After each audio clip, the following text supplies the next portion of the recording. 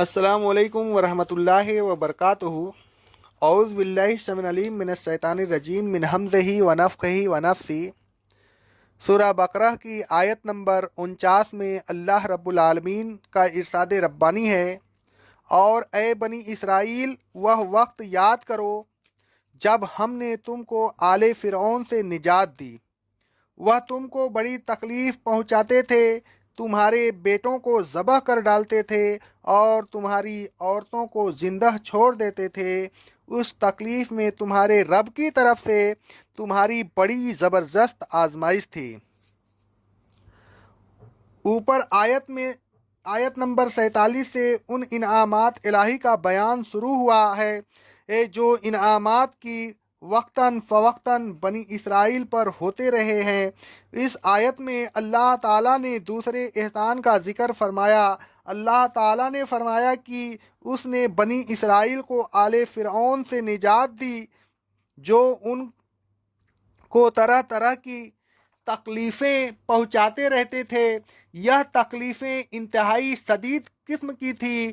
مثلاً وہ ان کے بیٹوں کو قتل کر دیا کرتے تھے، بیٹیوں کو زندہ چھوڑ دیتے تھے۔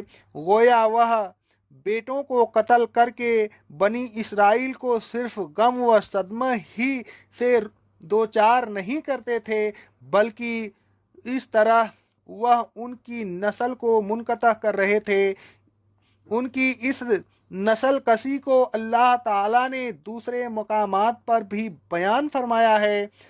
اللہ رب العالمین فرماتا ہے سورہ اعراف کی آیت نمبر 141 میں، اور اے بنی اسرائیل وہ وقت یاد کرو جب ہم نے تمہیں آل فرعون سے نجات دی، جو تمہیں بڑی سخت تکلیف پہنچاتے تھے، تمہارے بیٹوں کو قتل کر دیتے تھے اور تمہاری بیٹیوں کو زندہ چھوڑ دیتے تھے۔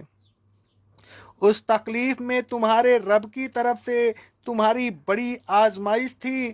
اللہ تعالیٰ ایک اور جگہ فرماتا ہے سورہ ابراہیم کی آیت نمبر 6 میں، اور جب موسیٰ نے اپنی قوم سے کہا، اے قوم، اللہ تعالیٰ کی نعمتوں کو یاد کرو جو اس نے تم پر کی ہے، مثلاً آل فرعون سے تم کو نجات دی، جو تم کو طرح طرح کی تکلیفیں پہنچاتے تھے، تمہارے بیٹوں کو ذبح کر دیتے تھے اور تمہاری بیٹیوں کو زندہ چھوڑ دیتے تھے، اور اس تکلیف میں تمہارے رب کی طرف سے تمہاری بڑی آزمائش تھی۔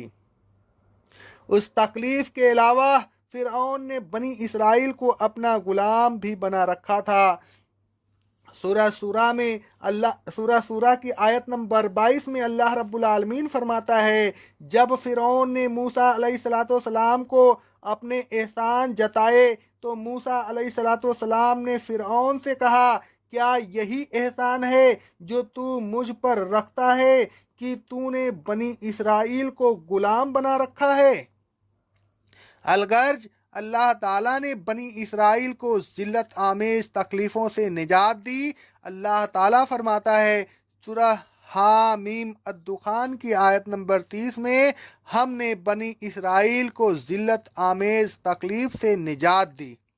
اقول قولی ھذا استغفر اللہ استغفر اللہ استغفر اللہ۔